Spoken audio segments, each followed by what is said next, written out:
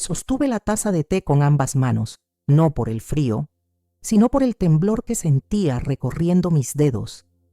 Frente a mí, sentada en el sofá de nuestra vieja sala familiar, estaba Valeria, mi única hija. Aún brillaba con el resplandor de su boda.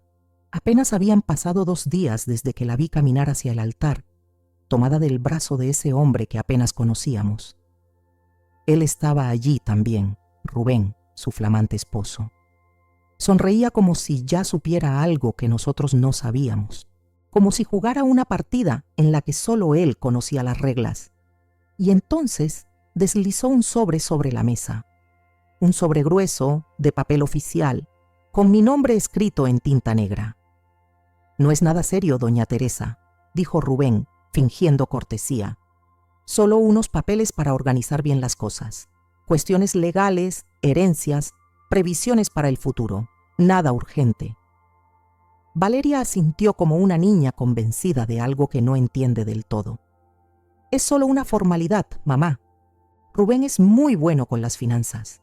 Está pensando en el futuro de todos». Yo no dije una palabra. No toqué el sobre hasta que se fueron. Pero lo que encontré al abrirlo cambió todo. Porque lo que nadie sabía, ni siquiera Valeria, es que tras la muerte de mi esposo, yo heredé 200 millones de pesos. Y decidí guardar ese secreto como quien protege un fuego en medio de la tormenta. Lo que ellos no sabían era que yo también sabía jugar, y que si Rubén pensaba que iba a manipularme, estaba a punto de encontrarse con una verdad que lo iba a derrumbar. Esta es la historia de cómo una madre sola enfrentó una red de mentiras, manipulaciones y traiciones, y de cómo el amor por una hija puede ser más fuerte que cualquier fortuna. La luz de la tarde entraba oblicua por la ventana del comedor, dorando los bordes de la mesa de roble que tantos años había resistido nuestras comidas, nuestras risas, nuestras peleas. Sobre ella, el sobre amarillo descansaba como una bomba sin explotar. Aún podía ver mi nombre escrito con tinta firme, Teresa Herrera. Ese detalle me inquietó. No decía mamá, ni señora, ni doña. Solo mi nombre completo, como si fuera parte de un expediente. Me quedé sola, sentada en silencio, con el corazón latiendo en el cuello. Rubén y Valeria se habían despedido con besos rápidos, ilusiones de luna de miel y promesas de llamarme al llegar a Cancún. No se dieron cuenta de que mi sonrisa había sido forzada, como todo lo que sentía desde que Rubén apareció en nuestras vidas. No abrí el sobre de inmediato. Lo observé como se observa a un enemigo. Luego fui a la cocina. Preparé un té de tilo con manos temblorosas y volví a sentarme frente a él. No había música, ni televisión, ni ruidos de la calle. Solo el sonido de mi respiración contenida. Cuando finalmente rompí el sello y comencé a leer, sentí que el mundo se hundía debajo de mí. Un contrato, un documento legal, perfectamente redactado, con sellos y firmas notariales. En términos técnicos y fríos, me pedía integrar parte de mis activos personales en una nueva estructura financiera, un fideicomiso familiar gestionado por Rubén. El texto hablaba de alineación patrimonial, de seguridad futura para los descendientes, de cohesión de bienes familiares. Pero lo que realmente decía, lo que yo entendí sin necesidad de diccionario ni abogado, era otra cosa. Estaban tras mi dinero. Lo que ni Rubén ni Valeria sabían era que, cuando murió mi esposo, Esteban, yo no heredé solo sus recuerdos, ni su biblioteca, ni su taller de carpintería. También heredé una suma importante que nadie más conocía, 200 millones de pesos, depositados en una cuenta especial que Esteban había abierto años antes a mi nombre, bajo el apellido de soltera que casi nadie recordaba, Teresa Menéndez. Esa decisión, tomada en silencio por un hombre previsor y amoroso, se convirtió ahora en mi única defensa. No le conté a Valeria porque estaba de duelo, porque no quería que el dinero se convirtiera en sombra entre nosotras, ni que la tentación se colara entre su juventud y su juicio. Y menos aún cuando apareció Rubén, tan encantador, tan servicial, tan oportunamente interesado en todo lo que Valeria heredaría algún día. Rubén era de esos hombres que no hacen preguntas directas, pero saben cómo sembrar dudas, cómo hacer que los demás ofrezcan información sin darse cuenta. Durante meses, lo observé disfrazar su curiosidad como preocupación, y ahora lo tenía claro. Ese contrato no era una cortesía, era un movimiento calculado. Terminé de leer el documento, lo volví a guardar en el sobre y me levanté con calma. Caminé hasta la habitación que había sido de Esteban, abrí el armario y saqué una caja de madera que guardaba bajo llave. Dentro, una carpeta gris. La abrí. Ahí estaban las copias de los documentos originales de la cuenta, los certificados bancarios y la clave del fideicomiso que había abierto recientemente en una institución fuera del país, con ayuda de un abogado que ni siquiera vivía en esta ciudad. Suspiré profundamente. No estaba sola, ni desarmada. Esa misma noche llamé a Julio, mi abogado de confianza desde hacía 20 años. Le conté lo que había recibido, palabra por palabra, y le envié una foto del documento. «Esto es más que una falta de respeto, Teresa», dijo con voz grave al otro lado de la línea. «Es una trampa. Están tratando de forzarte legalmente a compartir algo que ni siquiera saben que tienes». «¿Y qué me recomiendas?». Hubo un silencio. Luego, su respuesta fue firme. «Que juguemos con su codicia. Quiero que me dejes preparar un documento alternativo. Algo creíble, legal, pero que diga que solo heredaste una suma modesta. Algo que no justifique ningún fideicomiso. Vamos a dejarlo donde pueda verlo, sin que parezca intencional. Y vamos a ver qué hace Rubén cuando crea que puede atraparte por nada». Sonreí por primera vez en todo el día. «¿Sabes, Julio? Esteban estaría orgulloso. Lo sé. Y tú también vas a estarlo. Vamos a proteger esa herencia. Y a Valeria». Mientras colgaba el teléfono, sentí algo extraño en el pecho. No era rabia ni tristeza. Era algo más cercano a la determinación. Rubén pensaba que estaba tratando con una viuda frágil, pero lo que no sabía era que me había convertido en una madre imparable. Valeria siempre fue una niña dulce, de mirada luminosa, palabras suaves, corazón abierto. Desde pequeña tenía una forma de mirar el mundo que hacía que hasta las cosas más simples parecieran mágicas. Y yo hacía todo lo posible para proteger esa luz. Pero la vida, con sus aristas, se encargó de herirnos a las dos. Cuando Esteban murió, el vacío que dejó fue tan grande que nos tragó por dentro. Durante semanas Valeria no comía bien, dormía mal, se aferraba a mí como cuando era niña y tenía pesadillas. Y yo, aunque me esforzaba por ser fuerte, lloraba en silencio cada noche. Fue en ese tiempo de vulnerabilidad cuando Rubén apareció, un compañero de universidad según ella. Alguien que la escuchaba como nadie más, que entendía su dolor, que la hacía reír otra vez. Yo lo conocí una tarde de otoño, cuando vino a casa por primera vez con una caja de pasteles y una sonrisa impecable. Me pareció encantador, demasiado encantador. Rubén tenía esa habilidad de caer bien en pocos minutos.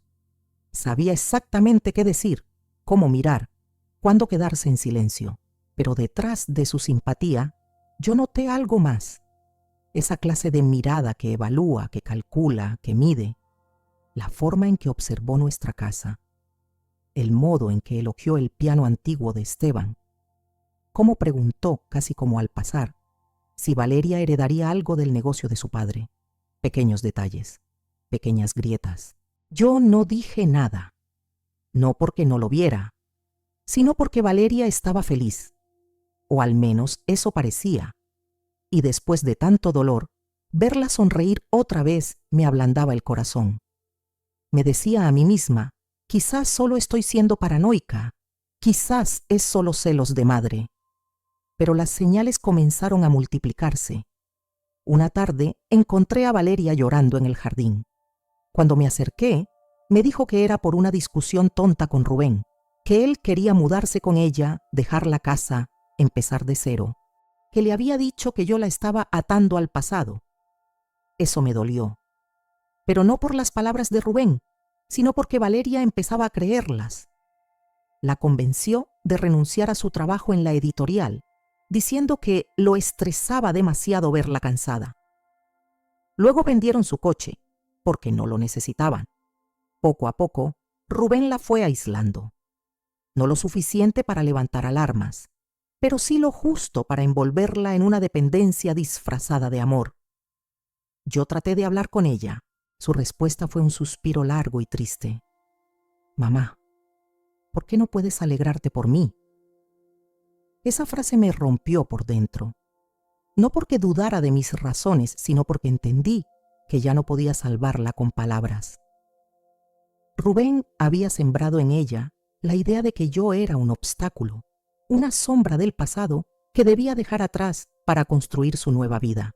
Y sin embargo, cada vez que la veía, cada vez que la escuchaba, sentía que dentro de ella aún quedaba algo de aquella niña que cantaba bajo la lluvia, que coleccionaba hojas secas en otoño, que me pedía cuentos para dormir a los 10 años. Valeria aún estaba allí, solo que ahora estaba atrapada. Por eso, cuando recibí aquel sobre amarillo, supe que Rubén había dado el primer paso y que ahora me tocaba a mí dar el siguiente. Pero este juego ya no era solo por dinero, era por el alma de mi hija. Julio siempre fue un hombre discreto, de voz tranquila, modales sobrios y una inteligencia aguda como filo de navaja. Fue él quien nos asesoró cuando Esteban tuvo problemas con su empresa hace años, quien revisó cada cláusula en la venta de la casa del campo, quien redactó el testamento con una precisión quirúrgica. Si había alguien en este mundo en quien confiaba sin reservas, era él. La mañana después de aquella cena con Rubén y Valeria, lo llamé y le pedí que viniera a casa. No le conté nada por teléfono. Solo dije que necesitaba verlo en persona, que era urgente.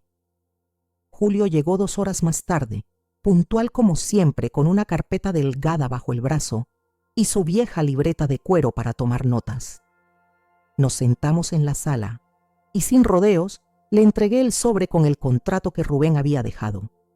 Julio lo abrió y comenzó a leer, pasando página por página con la calma de un cirujano antes de una operación delicada. Su rostro no mostró sorpresa, pero noté cómo apretó ligeramente los labios al llegar a la sección de alineación de activos familiares. Está bien redactado, dijo finalmente, cerrando la carpeta con un gesto seco. Pero también es una jugada peligrosa. Él quiere legalizar algo que no le corresponde, aprovechando la cercanía emocional con tu hija. Sabe o intuye que tienes algo guardado. ¿Crees que Valeria está al tanto? Julio negó con la cabeza. No completamente. Quizás Rubén le ha hecho preguntas ambiguas, sembrado sospechas, pero no creo que ella sepa el monto real. De saberlo, habría actuado diferente. Valeria es confiada, no tonta. Asentí, sintiendo un nudo en el estómago. Entonces, ¿seguimos adelante con lo que hablamos la última vez? Julio abrió su libreta y comenzó a escribir. Vamos a crear un documento de herencia alternativo, legalmente válido, con todos los sellos, pero con una cifra que no despierte codicia. Declararemos que heredaste apenas 2 millones de pesos, que pagaste deudas, impuestos, gastos médicos y que te quedó poco más de una suma modesta en una cuenta personal. ¿Y si Rubén intenta la proceder? Vamos a preparar una cuenta real pequeña, con ese dinero simulado. Le vamos a dejar el camino marcado, como si lo hubiese descubierto por su cuenta. Si cae en la trampa, sabremos quién es en realidad. ¿Y el fondo verdadero? Ya está seguro, a nombre de la sociedad que creamos en el extranjero, blindado. Nadie puede tocarlo sin tu firma, ni siquiera con una orden judicial, y mucho menos Rubén. Por primera vez en días, sonreí. Esteban estaría orgulloso de ti. Julio me miró con ternura. Y de ti también, Teresa. Estás haciendo lo correcto, no solo por proteger tu dinero, sino por salvar a tu hija de algo que aún no ve. Durante los días siguientes, trabajamos en silencio. Julio redactó el documento con una precisión impecable. Incluyó extractos bancarios, reportes de inversión y un historial creíble de gastos. Todo perfectamente creíble, nada llamativo, nada que hiciera sospechar una mentira. El viernes, Valeria me llamó de improviso. Rubén y yo pensábamos pasar el fin de semana contigo. Hace mucho que no comemos juntas, ¿te parece bien? Mi voz tembló apenas, pero respondí con calidez. Claro, hija, aquí las espero. Sabía que no era solo un gesto afectuoso. Rubén estaba detrás de esa visita, y yo ya había dejado todo listo. Puse la carpeta con el documento falso sobre la mesa del escritorio de la habitación de huéspedes. Dejé la puerta abierta, la lámpara encendida, y fingí estar muy cansada para charlas largas. Después de cenar me retiré a dormir y dejé que el silencio hiciera su trabajo. A las 2:15 de la madrugada, escuché pasos suaves por el pasillo. La puerta de la habitación se abrió despacio. Esperé, en la oscuridad, con los ojos bien abiertos. 5 minutos. Silencio. Luego, la puerta volvió a cerrarse. No necesitaba más. Rubén había visto el documento, y su siguiente movimiento me diría todo lo que necesitaba saber. El sábado amaneció gris. La lluvia golpeaba suavemente las ventanas, y el aroma del café llenaba la casa como una promesa de normalidad. Valeria estaba en la cocina, preparando panqueques, como solía hacer cuando era niña. Rubén aún dormía, o fingía hacerlo. «Te ves más tranquila, mamá», dijo ella con dulzura mientras vertía la mezcla en la sartén. «Me alegra que estés empezando a confiar en Rubén». No respondí de inmediato, solo sonreí, una de esas sonrisas que esconden más de lo que revelan. «Me alegra verte feliz, hija. Eso es lo que más importa». Mentí. Por dentro mi mente era un tablero de ajedrez. Cada pieza ya se había movido, y ahora solo esperaba el primer paso del enemigo. 2 días después, el lunes por la mañana, sonó mi teléfono. Era una llamada del banco. «Señora Teresa Herrera», dijo la voz al otro lado. «Llamamos para confirmar una solicitud de transferencia que se ha generado desde su perfil digital antiguo. Hemos detectado actividad sospechosa. Podemos confirmar que usted intentó mover fondos desde la cuenta terminada en 1935. Mi corazón se detuvo por un segundo. «No, yo no autoricé nada». «Perfecto. Hemos bloqueado la operación de forma preventiva». Colgué lentamente, con las manos frías como hielo.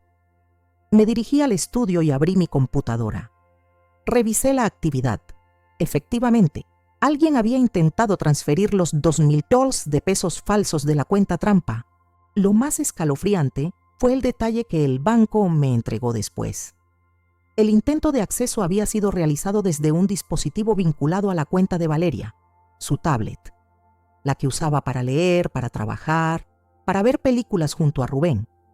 Él había usado su acceso, o peor aún, ella misma le había dado sus contraseñas.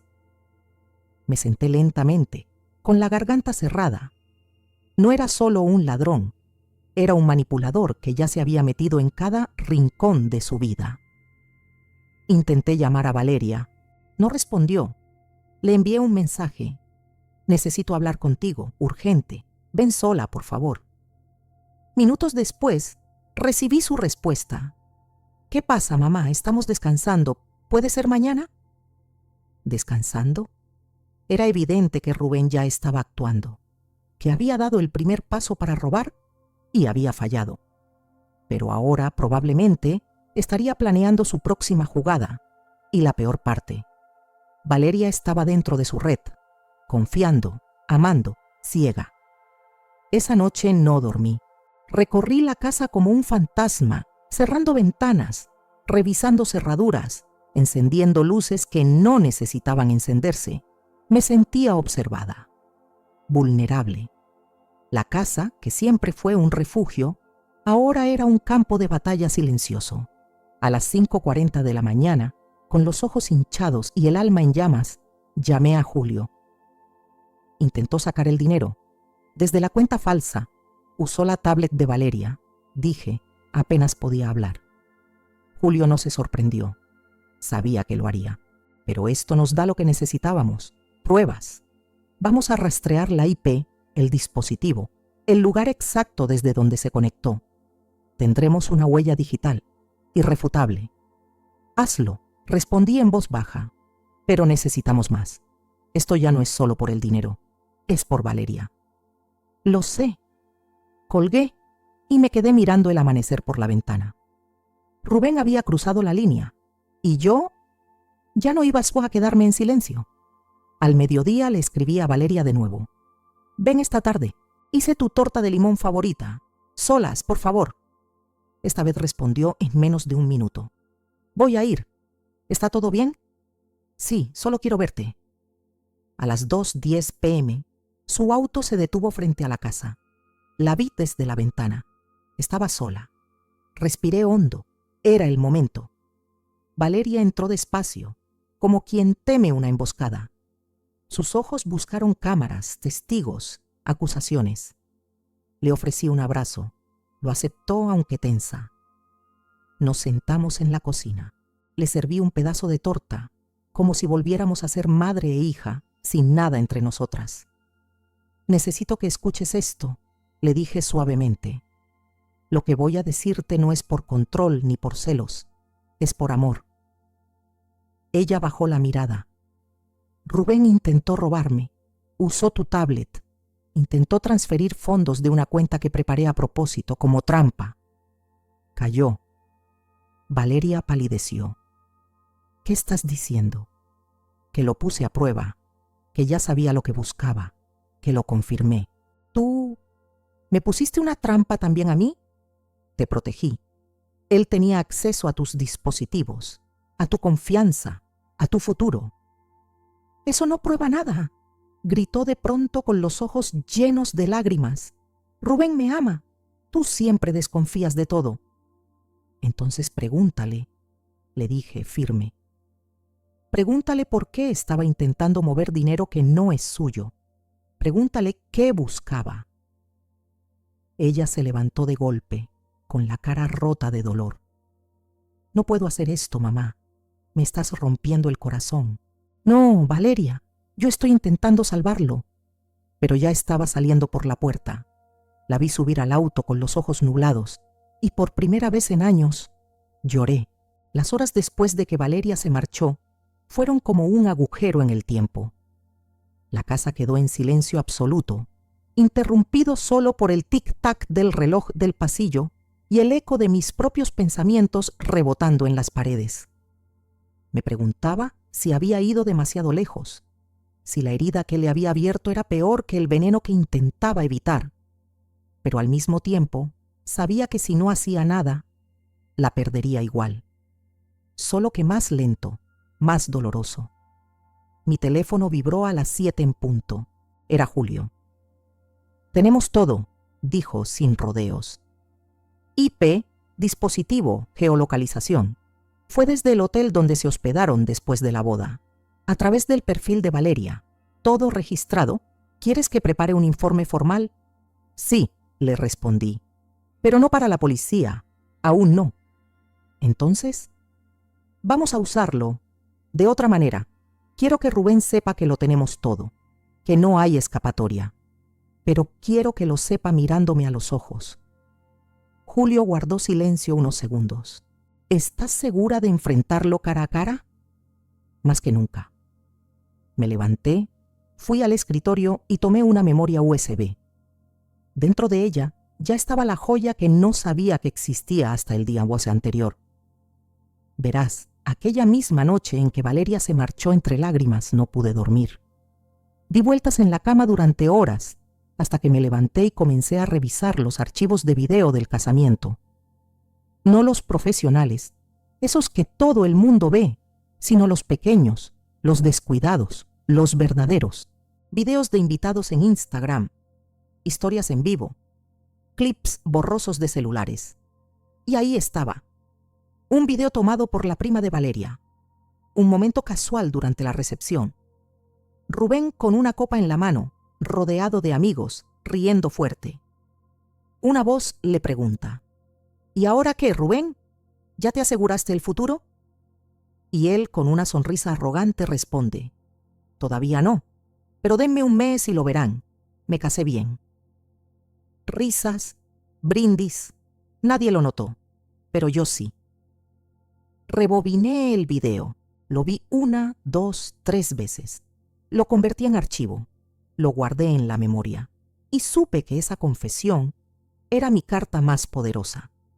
Llamé a Valeria al día siguiente. No contestó. Volví a insistir más tarde. Nada. Finalmente le envié un mensaje. No quiero pelear, pero necesito que hablemos, solo tú y yo. Tengo algo que mostrarte. Horas después, llegó a mi casa. Tenía los ojos hinchados. Las manos le temblaban. No me abrazó, no saludó. Solo se sentó frente a mí, en silencio. Yo tampoco hablé al principio. Solo le pasé la memoria USB y le indiqué el video. Valeria lo vio, entero. Y cuando Rubén dijo aquella frase, bajó la cabeza y se cubrió el rostro con ambas manos. ¿Esto es reciente?, preguntó con la voz rota. Del día de tu boda, durante la fiesta. Me dijo que me amaba. Y puede que lo diga, pero no con el corazón, solo con los labios y los ojos puestos en otra cosa. Valeria no lloró, no gritó, solo respiró hondo y se levantó. Necesito hablar con él. No sola, le advertí. Ella asintió. Tienes razón. Julio preparó una sala privada en su despacho al día siguiente. Una oficina moderna, con paredes de vidrio, cámaras de seguridad y una mesa larga como para recibir embajadores. Lo acordamos todo por mensajes. Ningún papel, ninguna advertencia, solo una cita. Valeria se presentó conmigo a las 14 sósterio.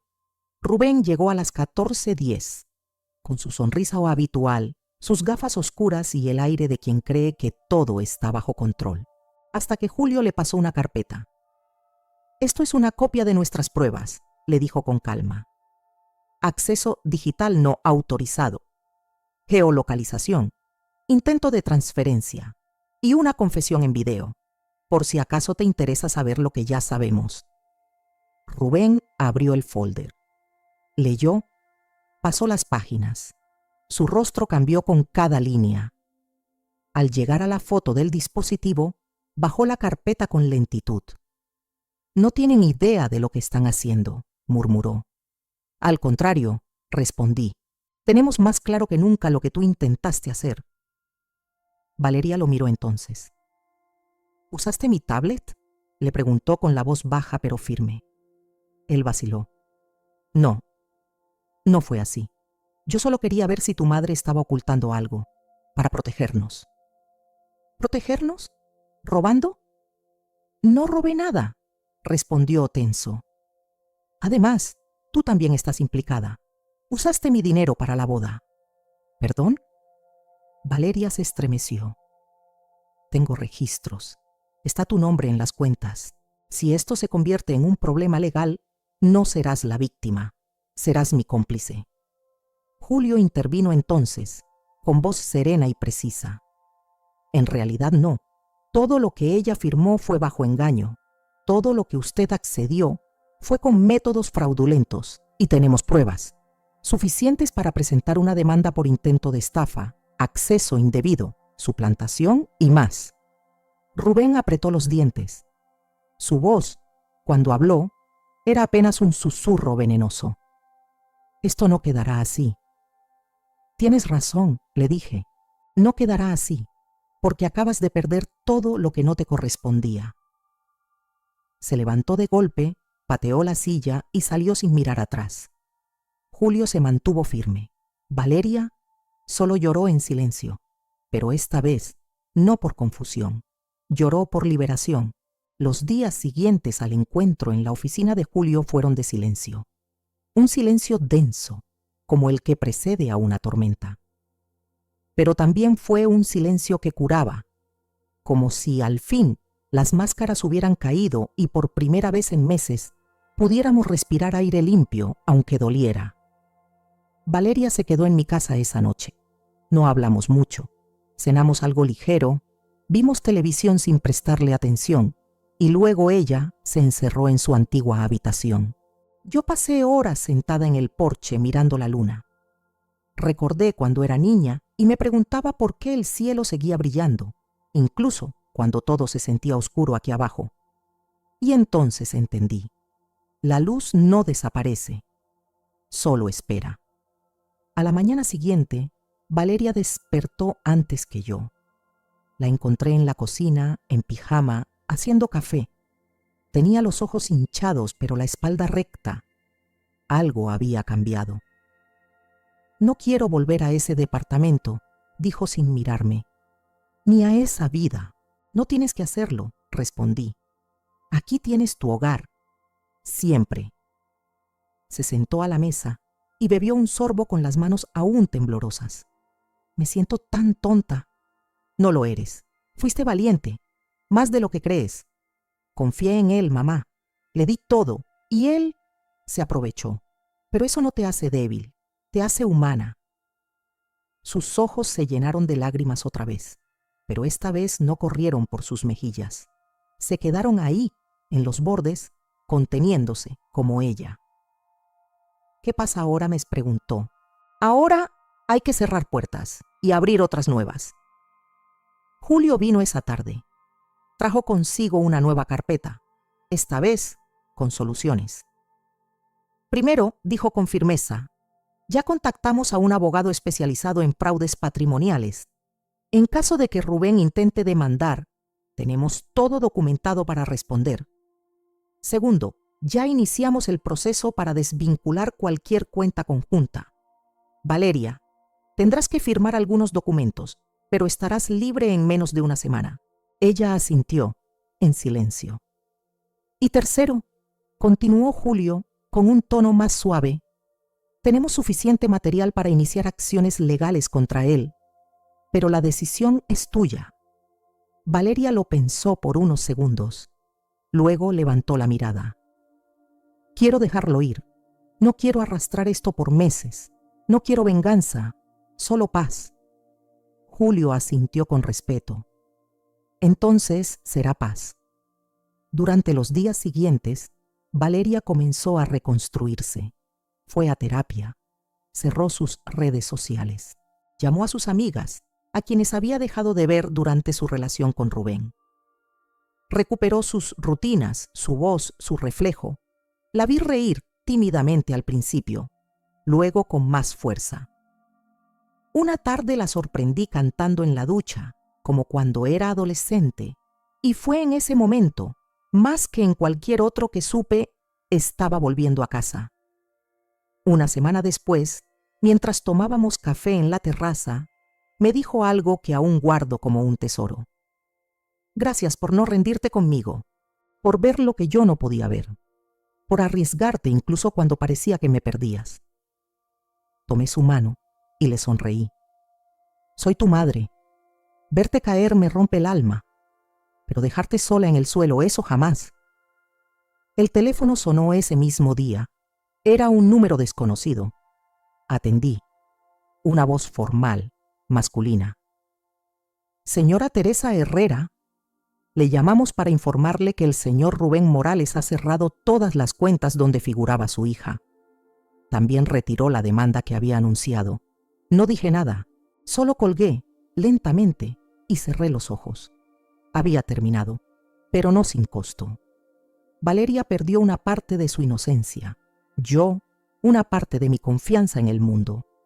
Pero también ganamos algo más valioso, una nueva verdad entre nosotras.